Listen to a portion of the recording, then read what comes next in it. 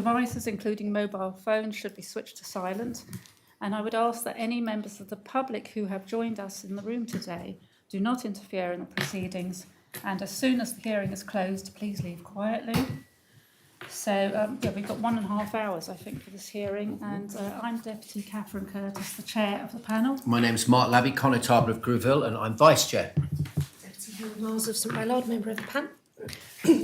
Deputy Mary Lahegara, Minister for Justice and Home Affairs. Kate Bryden, Chief Officer of Justice and Home Affairs. Kirsty de Grishy-Moseley, Justice and Building a Safer Community Coordinator. Nathan Fox, Associate Director of Justice Policy. Okay, thanks everyone. And I'll start with some quite sort of general questions. And with this being such a big subject, we've got a lot of questions. So, I'll get going. So, Minister, since the publication of the report in November 23, can you advise the panel on how you feel that the VAWG recommendations have progressed? I think I can honestly say that they're progressing well. I think the team, can be commended for the level of work and commitment that they've given to the violence against women and girls, bearing in mind there was 77 recommendations. There's quite a lot of legislation within that, and I think the team can be really commended for the level of work that they've put in. Obviously, this is the start of an ongoing journey because even though this was a review with recommendations, this doesn't stop at the end of the time that we've completed those recommendations, because obviously moving forward we need to ensure that the legislation keeps updated and continues to be kept updated alongside resourcing for those in areas where they need to be victims of crimes need to be supported alongside the investigation, prosecution, etc., etc. So it will need funding in the future without a doubt. Yeah, and my next question was about those recommendations labelled complete. What real-world improvements can you point to? So, sort of like some of the things you're mentioning, like support services, public awareness, and so on. Okay, in relation to sort of the public awareness, I think we can look at the street harassment, where it was there was a campaign in 2024 in relation to It's Not Okay, and the sort of evaluation of the public's awareness about actually what was and wasn't really acceptable behaviour, because obviously that, I think sometimes historically we've thought things were okay, but they actually weren't. And I think it's about people, it's not only about safety, but it's about actually people feeling comfortable and feeling safe. And that is a really big thing for me, if I'm honest. So that was one thing. In relation to some of the other things, my brain's just... so I think there was parts of it as well about the presence within the community of the police. So, of course, that incorporates certain areas where in the past, certainly people have said they felt unsafe, where maybe there's parts of the town that aren't necessarily that well lit. So people haven't wanted to walk through them. They're quite dark and dingy, dare I say it, in certain locations. So I think that's also important. So from the point of view of the policing, because of course the police have shifted from one end of the town to the other. And so I think it's about making sure that your resources are in the right places at the right time. I think it's also about, as I said, some of my colleagues have committed to making street lighting better. So I think that's another thing moving forward. There are other things that campaign awareness projects that will continue, and I think it's important that those do, again, because it's not just today, it's tomorrow and the weeks ahead. So I think those sorts of things, it's worth continuing those sorts of projects. Okay, so yes, so of those 27 recommendations that have been now labelled as complete, you've mentioned things like awareness and the police presence, and is there any other improvements that you think? I think obviously there's a talk about data collection or data reporting, I should say, and so of course we need to. One of the recommendations, the review of reporting data, and one of those things was that they thought that there was a disproportionate in relation to the reporting and the conduct of the police in relation to depending on the sex of the person. So there's been a review of that, and they've looked at it, and that doesn't come up as a factor. But of course, if somebody does feel that that's the case, then I think at the time, if they feel that, that's probably worth feeding back as a matter of if that happens at the time, because it's always very difficult thereafter to backtrack. But that was certainly something that didn't come up once it was actually reviewed. There's things in relation to JSIS that was asked for improvements for the communication of migration decisions and awareness of complaints and appeals processes. And the feedback and complaints links have all been put on the websites now, and decision templates and signposting. So I think there's quite a lot of things that we probably may have been doing. However, there was no signposting for people to actually find out where those things are. And I think, if I'm honest, sometimes I find it challenging going on to the States of Jersey website to actually find what you want, because I don't think they're always the best places and the best way to find things. And I think as a government as a whole, we need to actually keep looking at those. So when people say, well, I couldn't find something, then we need to take that into account and then look at it. And I think there were certainly things that were highlighted within this review as well. So that's signposting. Yeah, so there's a lot more signposting. There is quite a few that have were referred to for JSIS. There's been training done in relation to their awareness of domestic abuse. There's, as I said, there's guidance again in relation to the work permit policy, which has been updated, and that was partly as a result of the review run by Deputy Porre. There were some of those things about signposting, and I think the thing is that we need to sometimes identify that when we're employing people from overseas in particular, we need them to be able to access the information that we've got on our systems. And if that's not the case, then we need to make sure that there's mechanisms in place so that they can get that data in other ways. Minister, just for the public's point of view, could you identify what JSIS is? For Jersey Customs and Immigration Service. My apologies. I forget. Yeah, sorry. My apologies. Okay, so out of the 77 recommendations, would you say that there are some that are at risk of slipping behind schedule? And what specific actions are you taking to keep them on track? I think I might ask Nathan, because he's the one that's probably got the sort of the broader and actually liaises with the other ministers as well. So that might be of benefit. Well, I mean, the suite of 77 recommendations is a pretty broad church of stuff. It'd be difficult to identify any at this point, mid-25, where you'd say, well, that is not going to land within the lifetime of this government, which was ultimately the intention of the timing for all of them. Where you would see risk creeping in is where you have cross-government working with, distributed responsibility. So where the recommendations land on other parts of government or in part outside government, in the case of the courts, and I think there's even some third sector directed recommendations. It's more difficult to get everyone aligned and to try and achieve those things on the timeline. But at the moment, we're pretty confident about the timings of everything. Those things we haven't started have not been started for a reason, which is scheduling. For instance, the family courts review hasn't started yet. We're in the process of starting, but that's scheduled quite deliberately not to run at the same time as our criminal justice review, because many people will be involved in both things.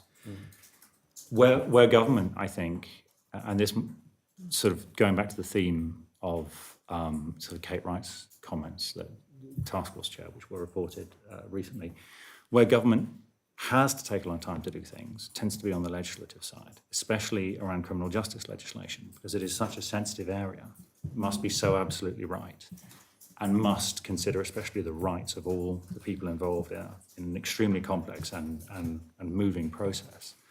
That does tend to take longer. We're confident at this point in the year, with first drafts of all necessary legislation arriving at this point, that we are going to be able to progress that by the end of the year.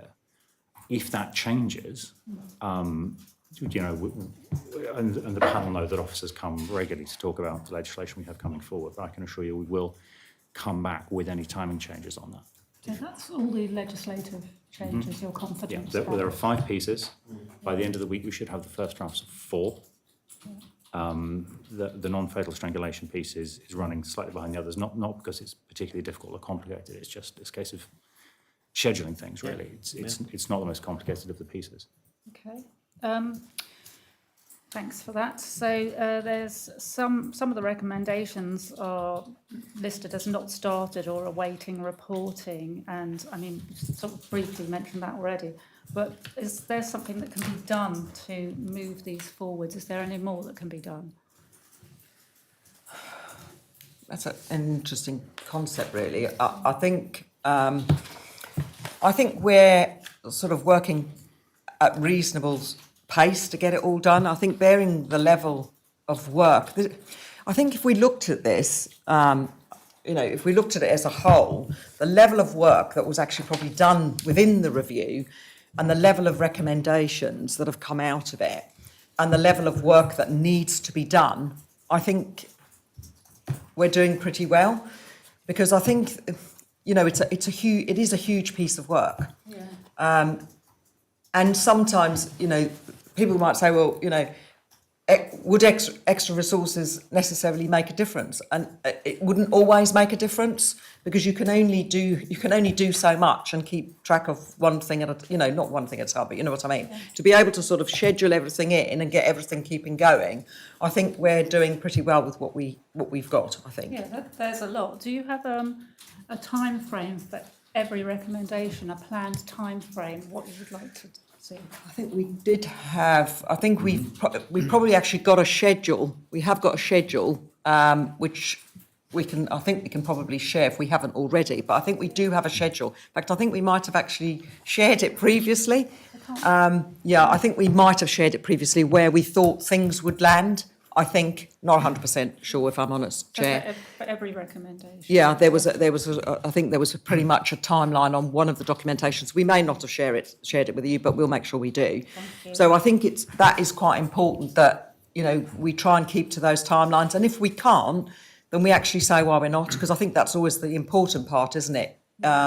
Particularly with all the work that's gone in by multi-agencies, I think it's always important that everybody knows where it's at, so that people don't think that we're not doing it, or that, that it's not going to be delivered. Because I think that's quite important, that people think it's going to be delivered. Absolutely. Yeah, okay. And then I just want to ask about some of the items marked as complete, and the notes on the report say, because existing arrangements were judged sufficient.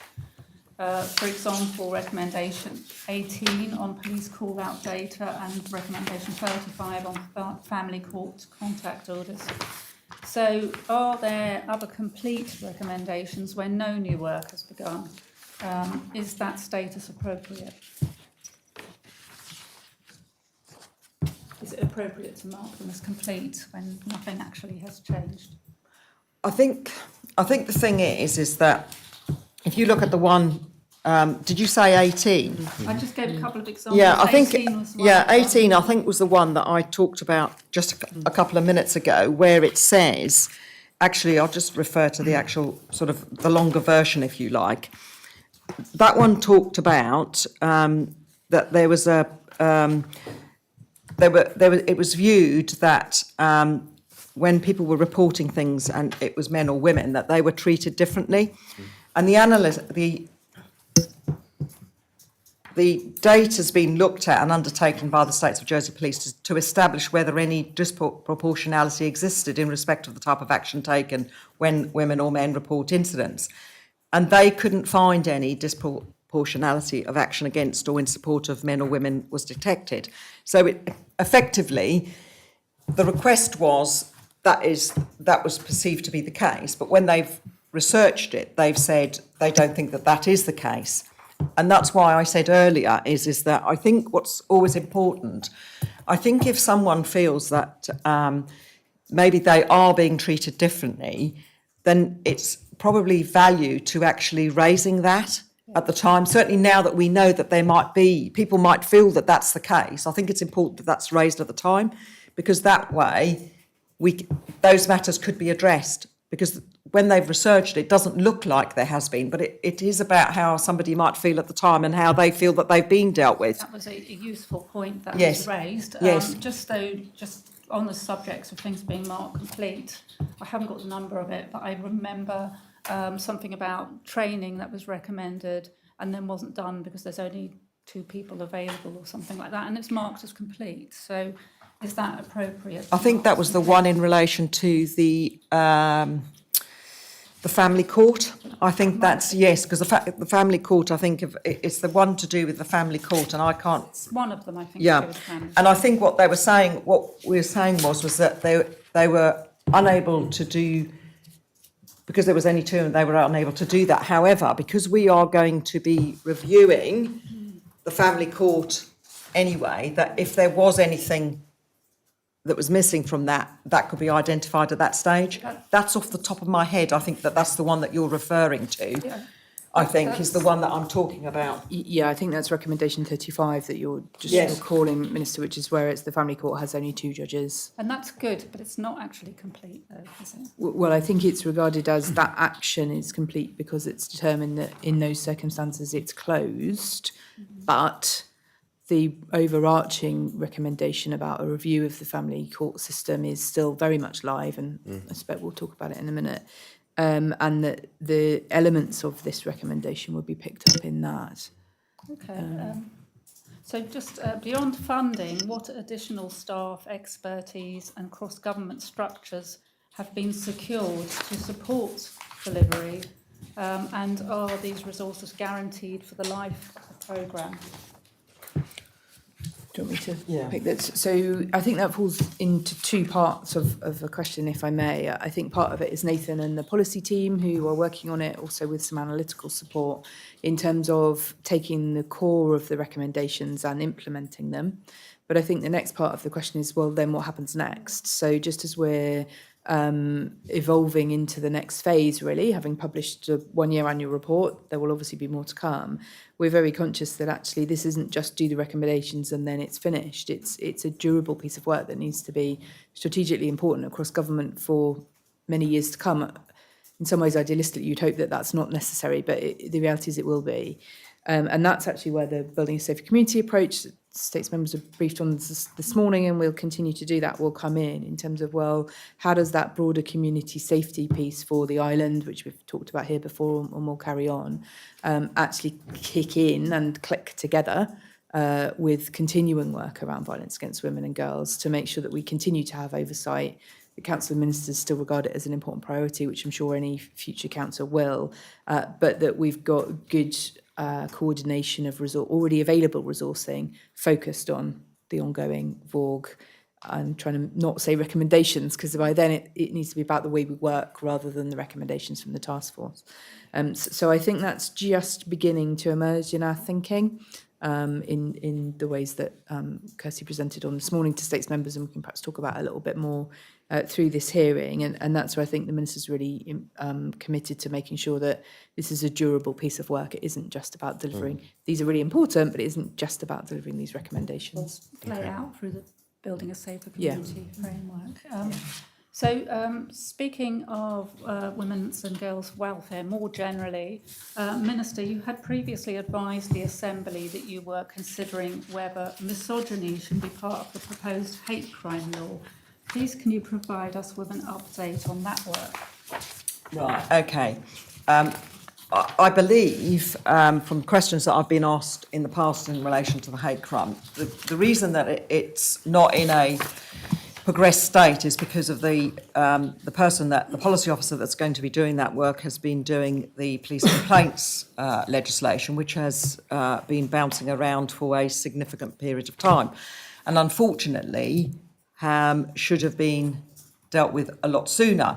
So therefore, in relation to the hate crime piece, that is why it's not been progressed as we would have liked. It's obviously a significant piece of work that needs to be done, and my view hasn't changed in relation to the misogyny part of it.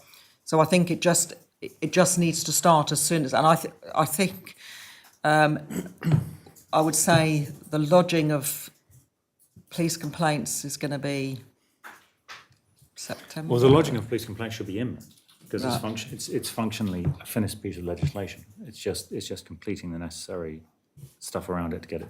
Yeah. So once that's lodged, then that policy officer will start working on the hate crime. But as I said, it is a big piece of work. And realistically, it's a big piece of work, but B, with all the legislative changes relevant to the violence against women and girls, it's not going to be, it's never going to get to the stage of being in a position to be able to be, go to the drafters, be lodged and debated prior to June, unfortunately. So that would be not this term. No, again. but you trust think me, we will somebody- get it as far as we possibly can to doing that work. I don't know if you can add any more to that, Nathan. Well, yeah, just to say that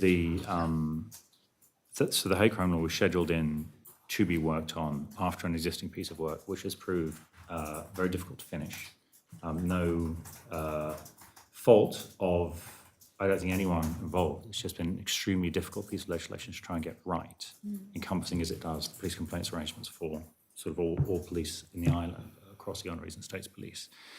And yet, absolutely, when the officer comes free, there is a conversation to have about what they do next. And if the minister's decision is that should be hate crime, then yes, we'll pick it up on that day.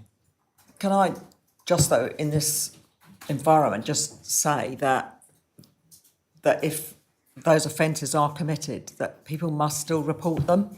Because I know it's not a specific legislation, but there is legislation where they can get prosecutions and those can be aggravating factors. I do fully accept that in relation to this type of crime, a specific crime is the best way forward. However, I would really like, to put it on record that it really is valuable for people to report those crimes, and anyone who can encourage people to do that, it's a real benefit, because of course changing people's behaviour is, in my view, quite often prosecution process and people being dealt with, because then that will encourage others to come forward, because it's the same as with the violence against women and girls. That's always been the ongoing battle, is once you start getting people convicted and getting reasonable sentences for their behaviour, then people will feel confident because they will feel that they are being believed into what they're reporting. So even though the law isn't perfect, I would still encourage people to actually come forward and report those offences, because it is important. Okay, so best for people to come forward and report. Is that data collected on hate crimes? Is the data being collected so we can see what's happening? I would imagine that SOJP are collecting that data. I'll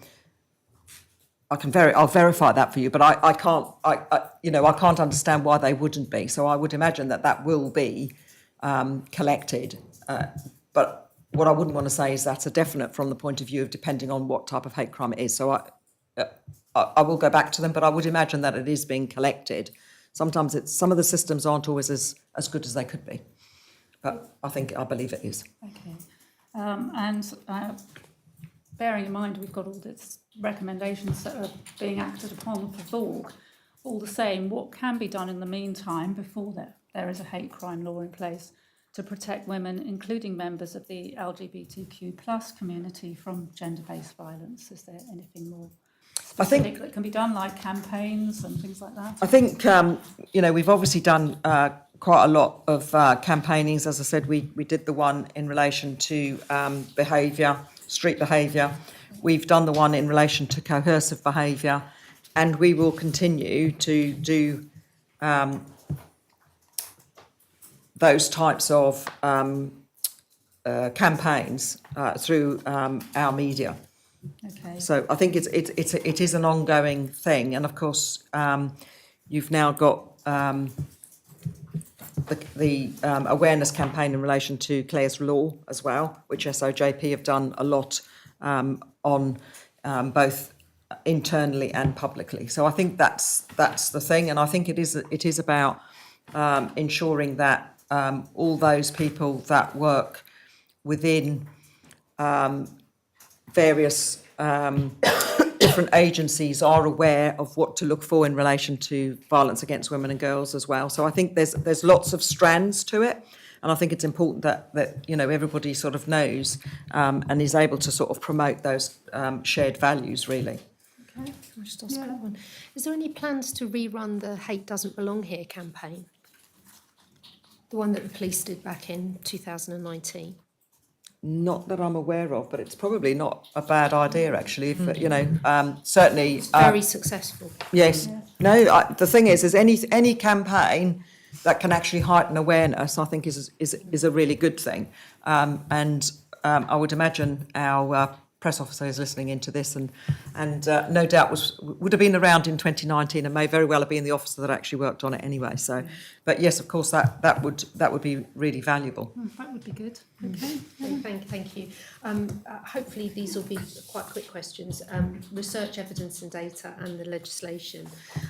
One of the recommendations was about conducting some studies on marginalised women, sexual exploitation and honour-based violence, and we were just wondering when they're going to start, who's going to run them and how the results are going to be used.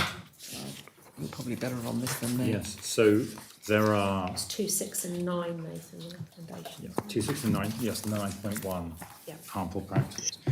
So that's part of our scheduling piece. There are some other recommendations to follow from that. So the plan is to start in September 2025, and we're currently developing the process of how we're going to go about getting information. The suspicion is that much of that information actually exists, but Jersey and I think many other jurisdictions does have the habit of having extremely useful information in some places, not necessarily joining up data sets and bringing it together and making something useful. The general intention with that is to try and use existing trusted sources to gather the information, because as we found in our broader violence against women and girls work, also in the work we've previously done on hate crime and other things, if the government simply turns up and starts asking intrusive questions of people, especially people in marginalised communities, they don't answer. And so what we need to ensure is that we're using groups and organisations and people who are trusted enough to be trusted with disclosures effectively. So between using established systems and the material we already have, sort of undiscovered in pockets around the place, the hope is we can actually manage this, thank you very much, manage that work without having to generate sort of new groups and new systems, without having to bring in external analysts in. And this kind of thing. Okay, thank you. You talked about data sets. The first combined data set was due Q3 2025. Are we still on track for that? Are we still on track for that? I think the intention is still to deliver the data set by end of Q3 25. Sorry, I've jumped in on this one as well, Minister. No, that's fine. That's fine. You're better data head than mine. Well, yeah, we have people, luckily. So we have the data from almost all the data holders. So the idea is to look at things like how people flow through the third sector, how they go into the police system, what their experiences are there, and this kind of thing. So to really bring it all in, to get a sort of holistic understanding of how the cases operate and people's experiences. The police data is the police have agreed to provide all necessary data, but there is a bit of a resourcing issue with their analytical capacity to take people off crime prevention work and actually get them to do the data piece. So what we've sorted out now is that we're going to send somebody there for a few months to actually sit in the police station with all full clearances and gather the data for us. I was just going to ask whether some of the data will be anonymised so that it can be released publicly. Yes, the anonymisation plan is really at the heart of all this. The need to simultaneously try and join up individuals from one, who come out of one service into another, and yet at the same time not at any point record who they are, has been vexing, quite frankly. And so we're working our way through that. And really, when we get the police data in, we'll be able to have a look at the whole thing holistically and see how joined up we can be. But that is the risk. You will always have less publishable and revealable data than you would ideally in an ideal world want to have, because of the need to preserve the anonymity of the individuals involved. Thank you. And what processes are you putting in place around the quality of the data? Well, yeah, again, that's a big topic of conversation because you've got two risks. Where you try and join stuff up, you have the risk that you, as the processors of the data, might get it wrong. You can screen that out pretty effectively. When you are dealing with data input by a bunch of different people across a bunch of different years, there's always the risk of input error. And I think, but then again, any analysis of this kind has the same risks and it's manageable. So ultimately, it's a case of, I think, understanding what the data is, understanding the limitations of the data and ensuring that you've got your error analysis as a core part of your output. So nobody's confused into thinking they have perfect truth in their hands. Okay, thank you. Recommendation 23 calls for charging, acquittal and sentencing figures broken down by sex, again to be published in one place and kept current. When do you think that consolidated data set will go live, if at all, and how often will it be updated? I don't believe we've given a timeline for that. No. Okay. Because I think that rests on data from the courts and other parties who we've sort of been in discussions with about this. I'm not sure we've zeroed in on that timeline. What role is the Criminal Justice Working Group having to pull all of this together to make sure that the individual agencies are working together to provide us with a common set of data? So we've had a number of discussions about it at the Criminal Justice Working Group, which is now meeting regularly quarterly. It's VAWG standing item. It is, yeah. I'm only checking because I wasn't at the last meeting. It is. It is mentioned every meeting Yeah. without exception. Okay. And then as a matter of an extra meeting, about 2 or 3 months ago, we had a mapping workshop. So we took the criminal justice system map that will be familiar to the panel, and we took it apart a bit and worked out what wasn't relevant to the, it's not all relevant to immediately to the VAWG mapping exercise, put it to everyone around the table and said, bring us all the data you have for those relevant factors on charging, acquittal, etc. Pulled what we had, which was a bit lacking in actual data, but rich in information and intel, if you put it like that. Kirsty and the analytical, well, I say team, but it's one person. Kirsty and the analyst are working together to determine what the gaps are and what we need. And then we will revisit that in the autumn. We've asked for their September time. stats to be reported in August, Yeah. by August, so that Yeah. then we can in We've got the Q4 quarter then time. take the stats and Yeah. then start working it through. So it's a standing item on the Criminal Justice Working Group agenda. Obviously above the Criminal Working Group is the Criminal Justice Strategic Board. Has the Criminal Justice Strategic Board actually met? No, No. but we have discussed it with the deputy bailiff, Okay, soon to be bailiff, yes. and he's intending that it will meet in October. Okay, and will VAWG be, as a key strategic issue Yeah. for our justice system, it will be on? Yeah. Okay, because I Well, that don't- would be my recommendation to the Okay. board, whether they Because I accept don't it's a different believe question. that group was met since 2018. No, it hasn't. Yeah. Okay, And thank you. the deputy bailiff recognises its importance. Okay, thank you. In terms of legislation convention compliance, the Istanbul Convention, where are we with extending the Istanbul Convention to Jersey, please? Right, okay. Officers from Justice Policy and External Relations have met with the UK Home Office to determine how Jersey can join the UK timeline for implementation and ratification of the Convention.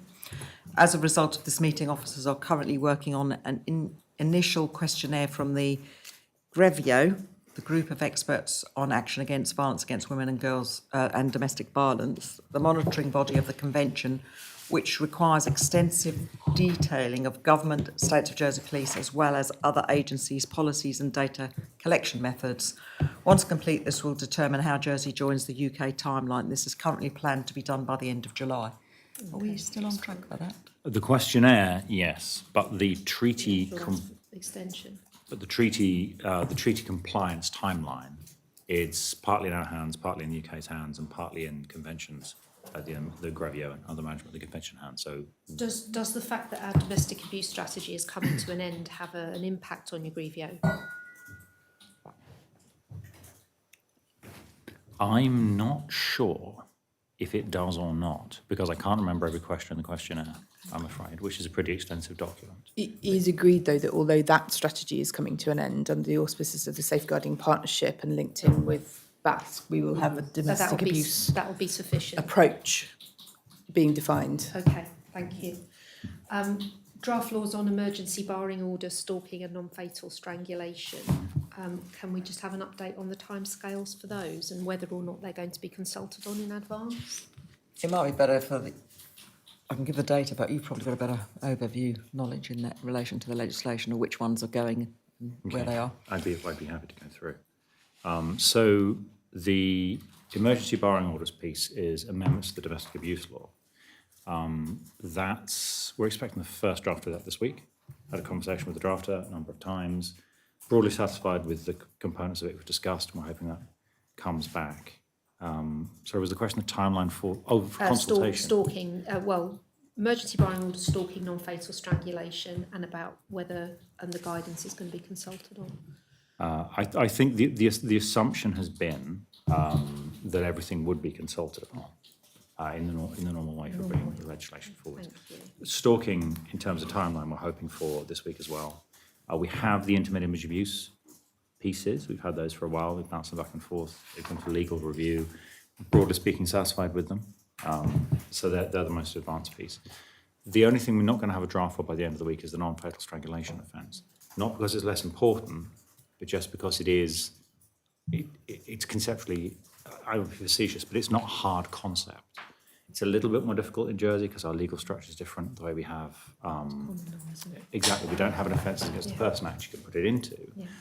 But we understand what we want from it. We've discussed it with the drafter, and that will be the next thing they pick up. Okay. And it will be a standalone non-fatal strangulation law. I think it's going. Going to stick it in somewhere else. We don't know. It's partly for the drafter. Okay. I think it might have to be. And yes, that is a little odd, Yes. but it might have to be. Okay, thank you. Recommendations 10 and 11 now. Propose giving the Information Commission new powers to have harmful online content removed quickly. But the progress report says the scope of these powers is still under discussion. Obviously, our panel have got a great interest in online harms at the moment, the scrutiny review that we're doing. When will you be able to bring forward those detailed proposals covering the exact enforcement powers and a timetable? Did you want to take that or do you want me to go through them? Are you, right. The officers are meeting regularly with digital economy colleagues to keep updated about each team's policy developments, including the proposed legislation for online platform regulation and enforcement. We have been informed that the policy proposal developed by the Department of the Economy seeks to empower islanders to better claim online privacy rights, such as take down requests against online platforms, if necessary, with support of the Information Commissioner. Whilst policy is in development, it is too early to determine resourcing requirements to enforce that legislation. Who will fund that? Will it be Home Affairs or Sustainable Economic Development? Well, the law sits with them, so one assumes that it'll have to sit with them as well, because it's their piece of legislation. So that's potentially another hurdle then, not just the legislation, actually funding to run. Yes, Okay. but, yeah. Thank you. The other thing that you've noted is that that there will be no formal review of the domestic abuse law until 2028, which sounds like quite a way off. And I think the panel were just wondering whether, can part of that review, particularly around economic abuse, be brought forward? I think it was only based on the fact of it. Somebody said something about 5 years, and so of course it came in 2023 and 2028. But from my perspective, I would think that things need to be looked at more often than just a given period of time. So I think from the economic side of it, I think it will need to be looked at. So you'd be supportive of bringing absolutely, that forward? yeah. From that point of view, I think it's like with everything. There's certain elements of it that would benefit from being looked at earlier. Okay, thank you. That's you then. Yes, indeed. Thank you, Chair. Moving on to the Family Court and Criminal Justice Reviews, Minister. What is the scope, timetable and publication plans for the Independent Criminal Justice Review led by Eleanor Laws, KC? Right. The review is currently taking place.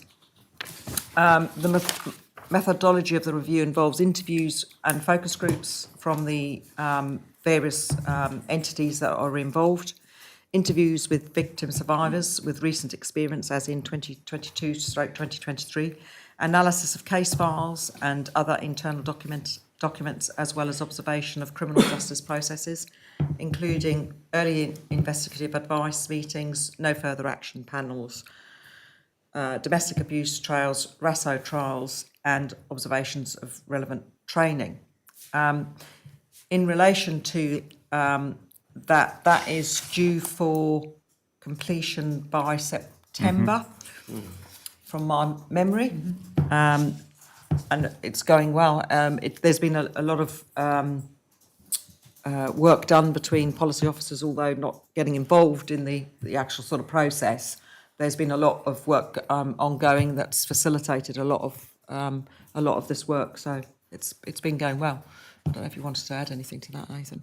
No, I think that's entirely right. It has. I feel it's done extremely well. The reviewer is really tremendously well qualified and fiercely independent. We have in recent months. So she's observed trial. She's looked at documentation.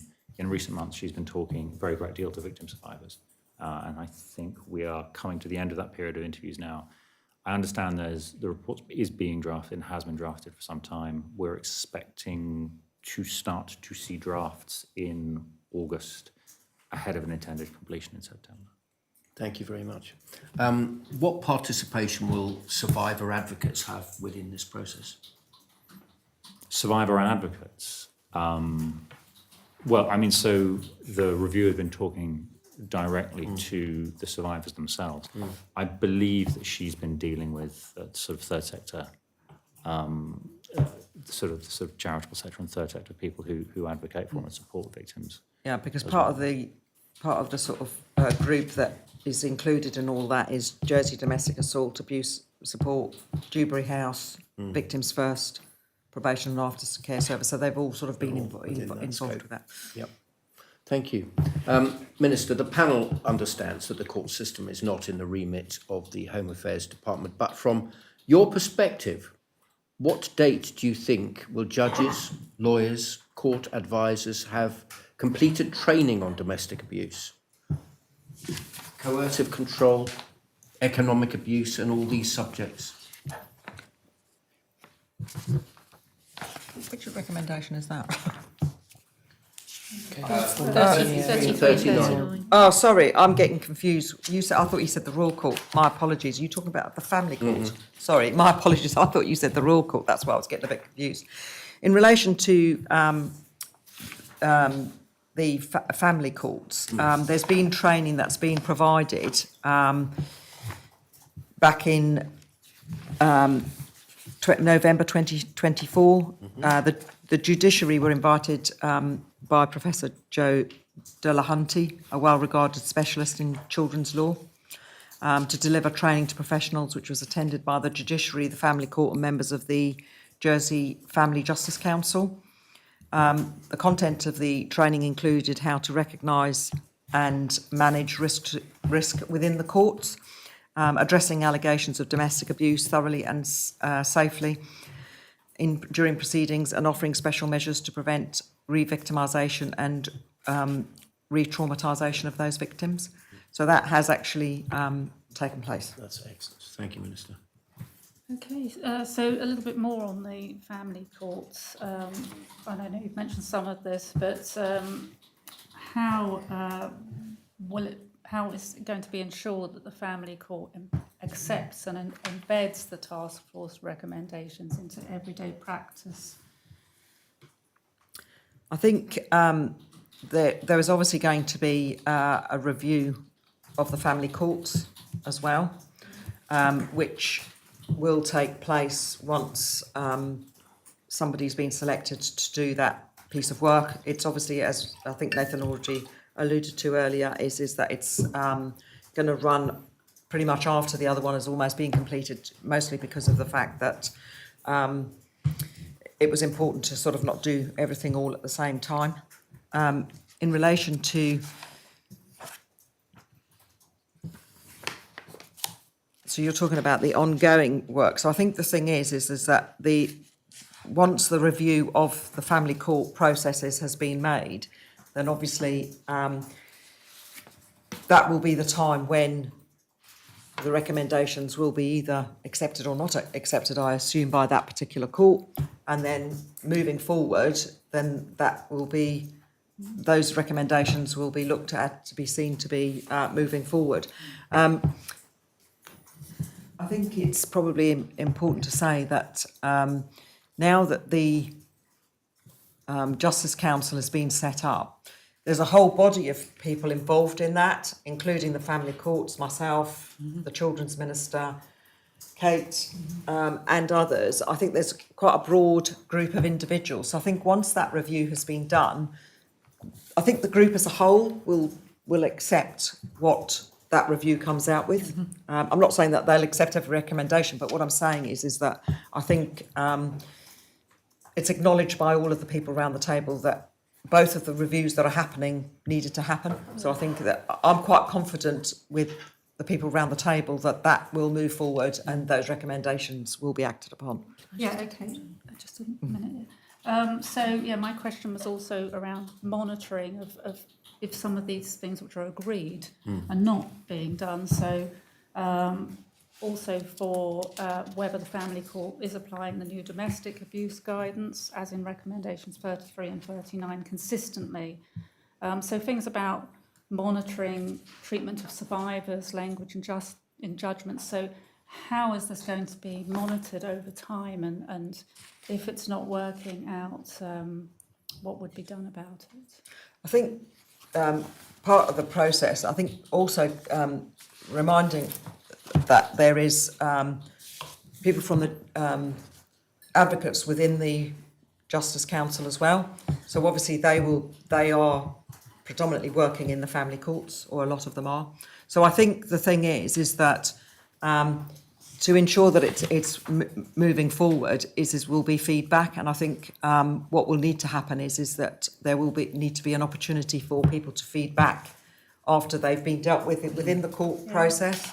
And therefore be able to feedback any sort of things that they were maybe not quite so happy with in relation to how things were dealt with. So I think there will have to be some sort of monitoring process, whether that is, like you or I, when we go to the hospital, if you go into hospital, you're given a form at the end to actually sort of ask you, how you feel it's been dealt with, and obviously that will need to happen in relation to those changes if there's recommendations made. Yeah, okay.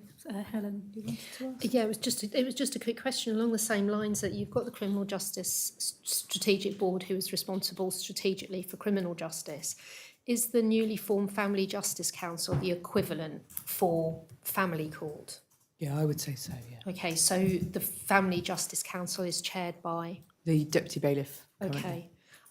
So that should give us some comfort then in terms of the monitoring, that there actually is a body who will be making sure that these particular recommendations that don't fall within the aegis of the Minister. Yeah. Okay, Yeah, thank you. I'd say probably the Family Justice Council is... Because that's new, isn't it? Yeah, it's new. It's modelled on a more formal function that's similar in the UK, albeit adapted for the Jersey context. I think probably what it gives in terms of strength of the question is that it is a broad membership, but within a fairly narrow sector, and it probably covers the terms of reference of the Criminal Justice Strategic Board and the Criminal Justice Working Group in one meeting. Court. Yeah, okay. And without undermining the criminal justice structure, which I do think is good, and we need to build the top bit of it back up, I think actually that the Family Justice Council structure is working really well, and we're all heartened it's in place, and the discussions have been very good. There is a member of the family, very experienced member of the family judiciary in the UK, co-opted on, and so there's a number of different strengths there, including, as the Minister says, the practitioners at the table as well. And yeah, I think that's the heart of the answer to the question. Okay. But it is in its infancy. It's met three times, I think. 3 or 4. 3 or 4 maybe. So I think what's also maybe a good- year in.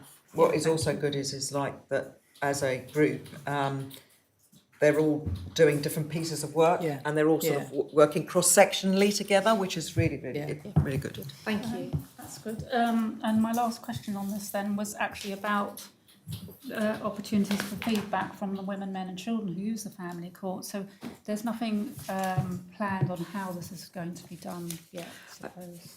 Something in the back of my mind, I seem to think that there is something, when I talked about the working group, I've got a feeling that this might be something that they were talking about whereby they were able to get feedback, and I've got a feeling that that might be one of the streams of work from my memory. Yeah, I think it is, but it's only in its infancy. Yeah, it's in its infancy. So I think, to be honest, once we've had the reviews, I think that would be an important part to have, is to be able to give feedback.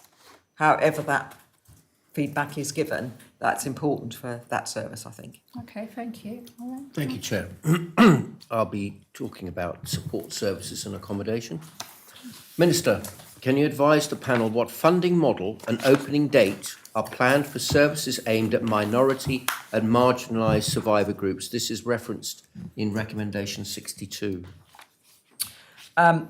I think everybody will probably be already aware, but fairly sort of early doors during this, following this review, both myself and the Social Security Minister met with officers, and it was quite clear that something needed to happen in relation to domestic violence. So the Minister for Social Security introduced 13 weeks of financial support for those with less than 5 years residency who have experienced domestic abuse, and that was in April of last year. This was in response to, it's Recommendation 49 of the Task Force report. This policy is in place to offer immediate financial protection for those most vulnerable, including those who are on strict immigration immigration conditions and may not have recourse to public funds to receive that financial support. And we've had positive feedback in relation to that when we visited Frida, because they'd already seen that was helping people. To further support victims of domestic abuse, in August 2024, the Minister for Social Security agreed to shorten the residency requirements for income support for cases of exceptional circumstances from 5 years to 3 years, and 1 year if the individual has dependent children for these exceptional circumstances. Obviously, evidence would have to be provided of domestic abuse in order to be able to get those that funding.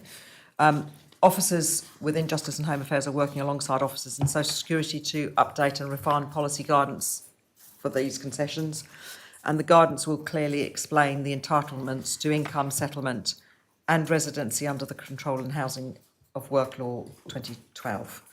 Should they decide to change their immigration route after concession if they are reliant on their ex-partner for their permission. So there's been quite a lot going on in this particular area.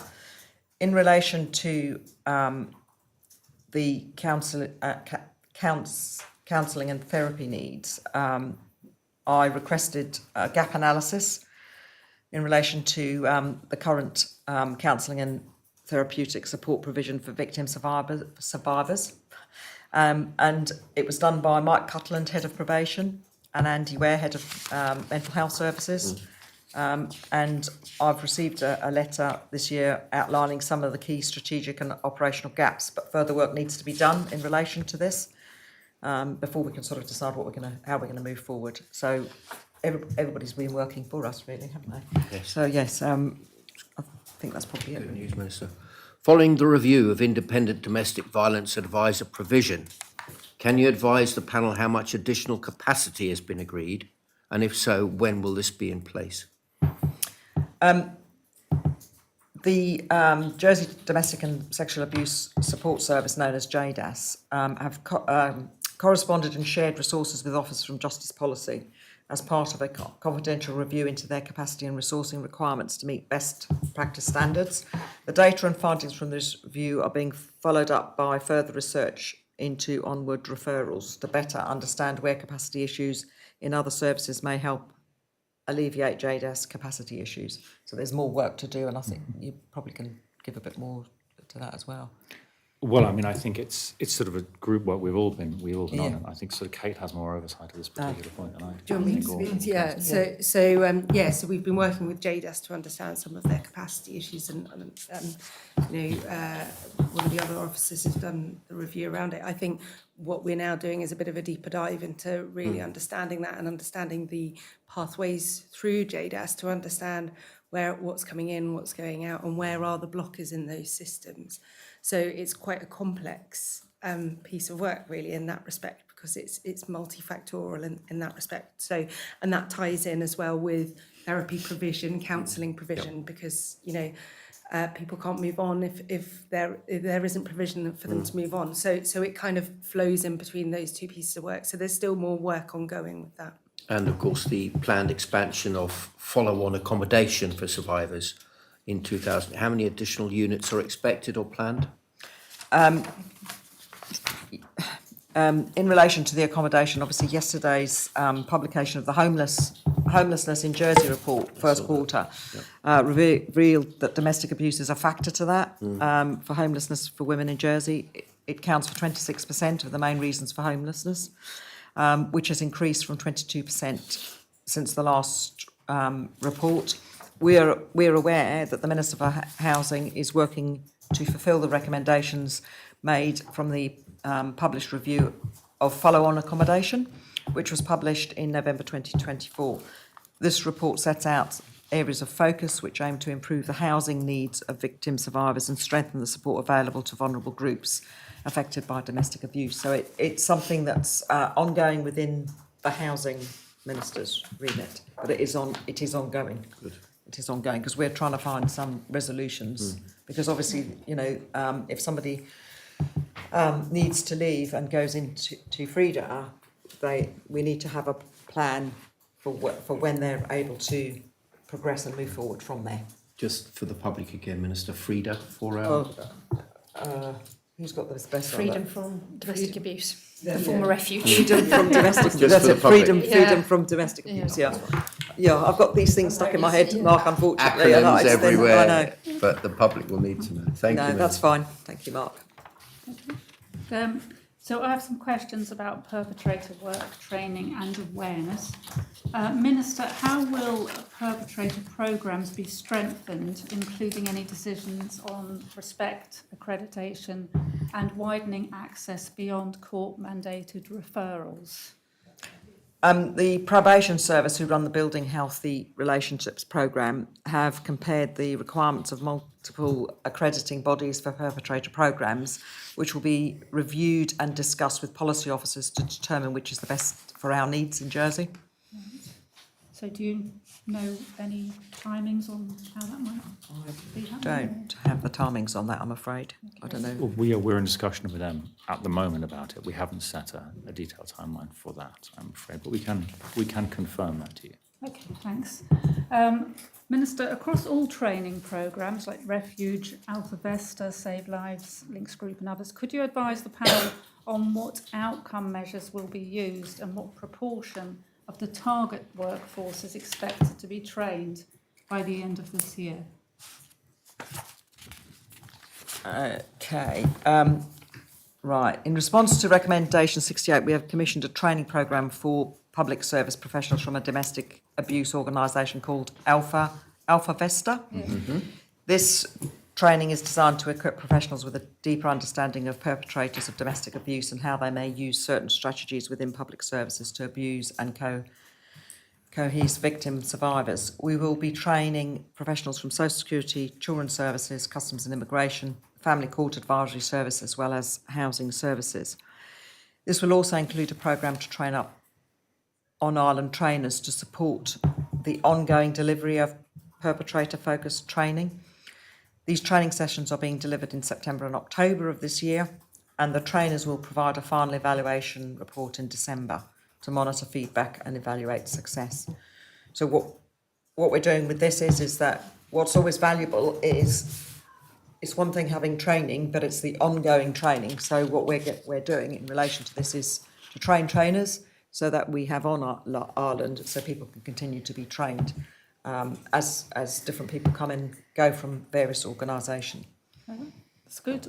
So you think that also the public sector who are involved in this area will be trained by the end of this year, and there will also be those people ready to continue training. Yeah, that's the information. Yeah. Okay, and it will be monitored at the end to see, people's. Yeah, it'll obviously be evaluated like any training, Yeah. and feedback will be provided. Okay. What projects are underway to involve men and boys in challenging harmful gender norms, and how will you measure success with that? I think it's quite important to sort of acknowledge that, violence isn't only experienced by women and girls, but men and boys as well. Therefore, including men and boys in these conversations is vital to support this work. The Violence Against Women and Girls Schools Guidance has been designed with a focus on engaging men and boys. It offers practical advice and support for school staff on how to involve young men and boys in violence prevention efforts in a way that is inclusive and avoids making anyone feel alienated or unfairly targeted. I think this guidance was developed by education subgroup of the Violence Against Women and Girls Taskforce, comprising a membership of school leaders, PSHE leaders, safeguarding leads, youth services and victim services. In 2024, we did, as we said, It's Not Okay campaign and was launched to tackle street harassment with a specific focus on reaching the 16 to 25-year-old men and boys. The campaign was promoted through social media and posters displayed in schools, aiming to raise awareness about what street harassment is, how to challenge it and where to report incidents or seek support. Engaging men and boys has been at the centre of addressing these issues and will continue to be in the future initiatives. So that schools guidance, do you know, is that actually in place now in secondary schools? As far as I'm aware, yes. Yeah. Okay. Actually, if I just skip now to, you mentioned that It's Not Okay street harassment campaign. Yes. And also there was a coercive control campaign. Yes. And Snow Hill lighting project. So what evaluation has been done about those? How will the findings shape future work? I think when you say sort of evaluation, I think the feedback has come in as positive. I think to sort of probably get a better idea of that is probably for us to feed back to you through our media officer, because I think in relation to It's Not Okay, there's been a lot of work done. It's all over social media. The same as the coercive behaviour. There was a lot of work done in relation to two different speakers in relation to the coercive behaviour, of which some of them have been here on the island to speak to in different forums. There was another recent event put on in Hill Street a couple of weeks ago in relation to sort of managing all of that and speakers. So I think the only way that we will identify that things have actually sort of, if you like, progressed is by the change in culture. And I think really for any type of media campaigns, it is about changing the culture and it is about changing people's behaviour. And I think that's the only way that you can assess that. And I suppose in a way that will be being able to go back to it within those schools and those people within those schools being able to identify that things have changed. Okay, thank you. I think that's you. Okay, thank you, Chair. Education and Health Implementation Minister. Can you advise on what progress has been made on developing the core, here we go again, PSHE curriculum, mandatory teacher training and the VAWG audit within the Jersey Schools Review Framework? And can you inform the panel when you think this will full implementation be achieved? The recommendations regarding education, especially the PSHE curriculum and teacher training, sit under the Minister for Education and Lifelong Learning. Mm-hmm. Officers in Justice and Home Affairs have been in regular contact with officers in SIPES to have updates on the progress of these recommendations.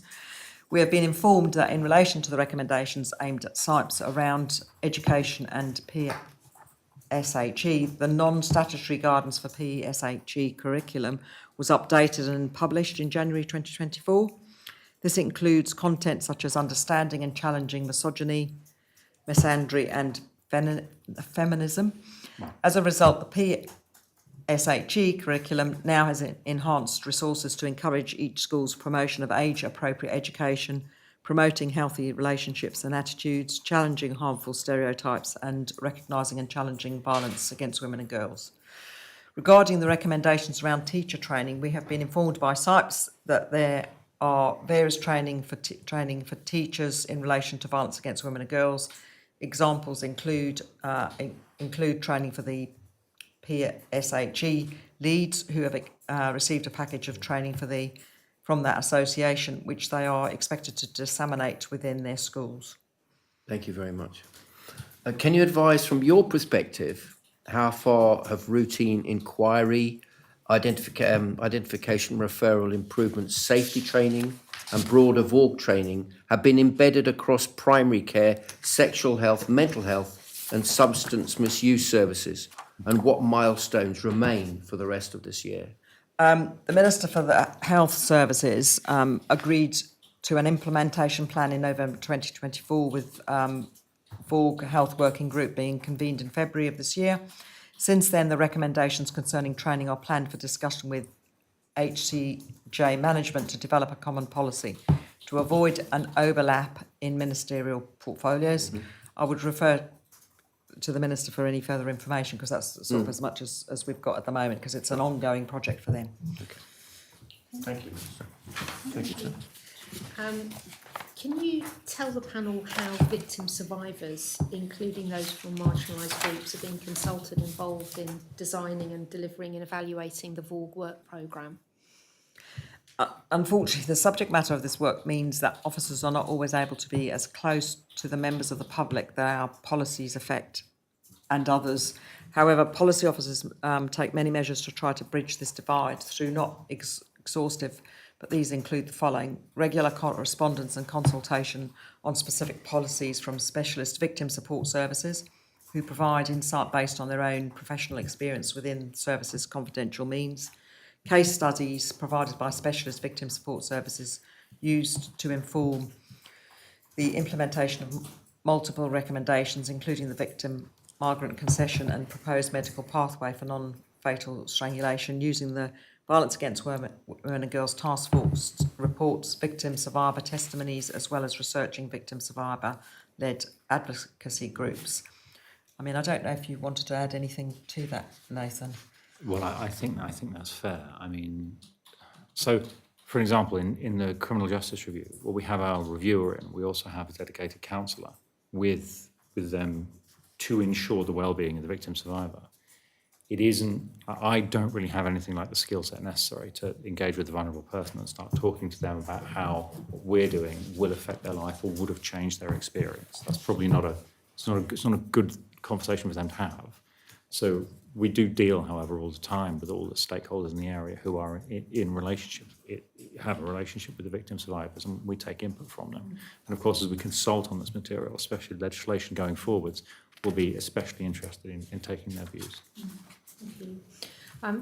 It's good to hear that, because one of my questions was going to be about trauma-informed approaches and doing no unintended harm. So that sounds very promising, the fact that you're already on the front foot with that and have counsellors involved with that. Have you encountered any public or private sector organisations who have been resistant or kind of slow to progress any of the cultural change stuff around the VAWG recommendations? I certainly haven't. So the general message we're getting is that everybody that you're engaging with is very pro the changes, that everybody has taken on board the recommendations, sees the value of the recommendations and is moving forward together to deliver the recommendations of the report. I think so. Yeah, I think from my perspective, I don't think there's been nobody's negatively said anything to me about, not going with the recommendations as we've agreed. Okay, thank you. And several of the recommendations rely on other people, companies or voluntary organisations, for example, who've got to contribute data, or they're doing online harms work and specialist advocacy.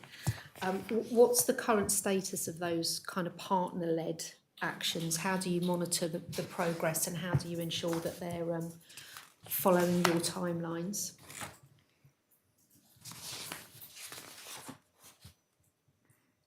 Shall I take that? Yes, please. So- I was just thinking, I knew your brain was working. Well, it is difficult when you can't. Well, you don't want to be able to enforce government's will on a lot of these organisations because they're independent for a very good reason. But generally speaking, nobody operating in the area of violence against women and girls wants things to be worse. And so ultimately what you're doing is you're taking people down a path which they're perfectly happy to tread. People are interested in the subject, people are happy to engage in the subject. Where you have perhaps people moving at slightly different speeds, it's because some organisations are much more constrained, for instance, by statute and what they can and can't do.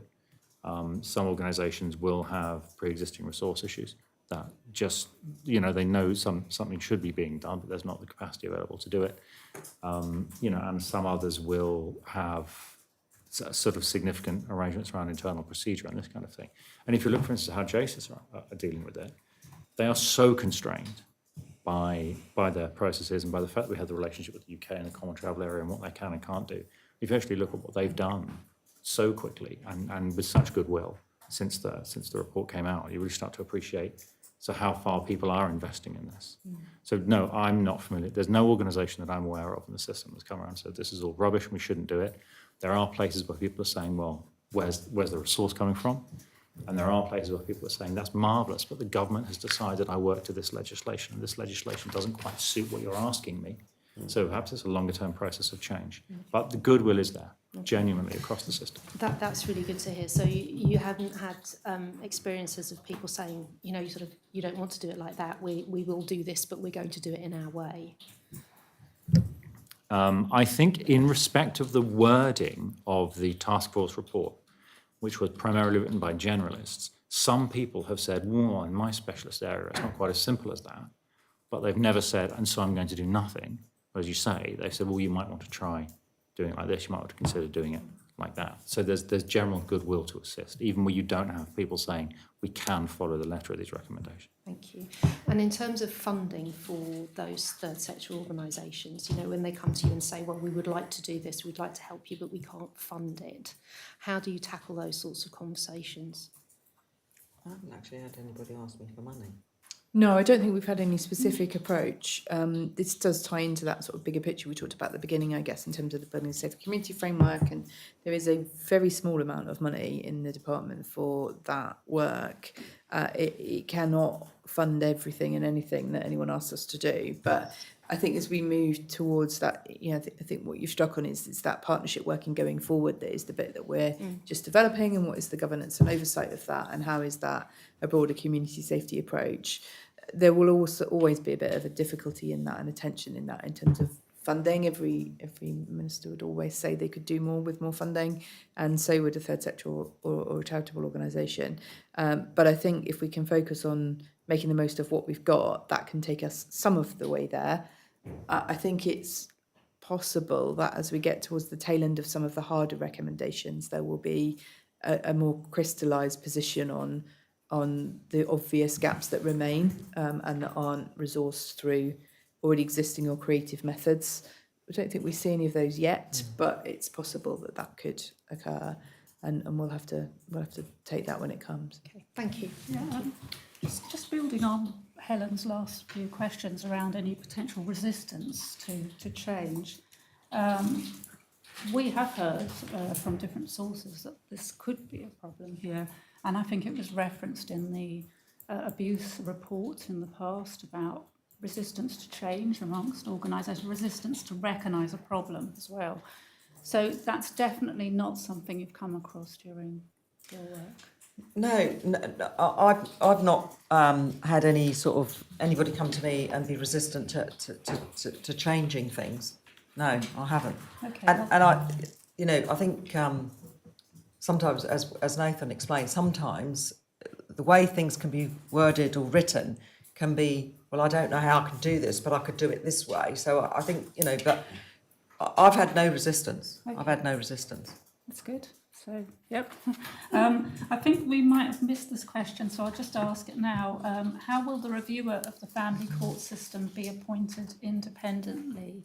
Because I don't think we asked that one, did we? No. I've got a number of individuals who I'm going to review their CVs. I will independently meet with all of them. I haven't decided if I'm going to do that on my own or if I'm going to ask somebody to do it with me, but it will certainly be me and potentially one other. I'll look at all of the CVs and then I'll interview them all, and then I'll make that decision as to who will be the candidate, because I think the thing is that Jersey isn't the UK, so having an understanding of Jersey and the way it works as well as everything else is of benefit. So I think it's also about the right fit of the person to us, to Jersey, I think, which is very important. Okay. And I know that there was some nervousness about the recruitment of the criminal justice reviewer and about impartiality and everything else, but I have to say I met that individual personally on my own, and I had no concerns whatsoever, and I think Nathan can reiterate today that review will be a good review. A good review. I look forward to that. Yeah. Yeah. I think we all do. I don't think we have any more questions then. I think we've finished a little bit early, so that's good. So unless there's anything else you wanted to say to us about... No, what I will say actually is, which was quite valuable, is that I got an invitation to one of the schools in the last week or so, and as a result of this, they were actually doing work within the school, and they were peer-to-peer. And that clearly is what makes a significant difference, because we all know we've all got sort of children and things, and peer-to-peer can have some real added value to that. And that was really inspiring that, they've taken this upon themselves to actually start doing this work. And I think probably some of the other schools will probably be following suit as well, which I think is a real positive, because the only way we change culture is by it's young people, because, when people are sort of later times of life, it's a lot more challenging to get people to change their culture and their thought processes than it is for young people. And that's really, for me, was really heartening. The children talking to each other? Yes, doing presentations within their assemblies, peer-to-peer, giving the older ones giving their experiences and all of these sorts of things. And I think that what this has done, what this report has done, and the sort of all the education type pieces, what this has done is that it's actually made people start to think and start to say, this is what's acceptable, this isn't, and them to actually start sharing those experiences. Because I think for me, with anything, whatever you're looking at, if people share their experiences and they talk to each other about it, that's half the way to making things and improving things and making it for the better. Yeah. May I ask, Minister, if that was a girls' school, a boys' school, a mixed? It was actually a girls' school. It is actually on social media, but it was a girls' school. They actually, I was asked if I would go and see them, and I did, and I was really inspired by the fact that, and I think others are probably doing similar things, and that to me is what is significant about this kind of piece of work, because it's actually about changing culture across the piece, and culture changes, and I always feel that if the younger people start to influence, and I think that's a good thing. Very good. Yeah, really good. Okay. Good. Well, thank you very much, everyone. Thank you. I think that's it for us, and that's really interesting. Thank you.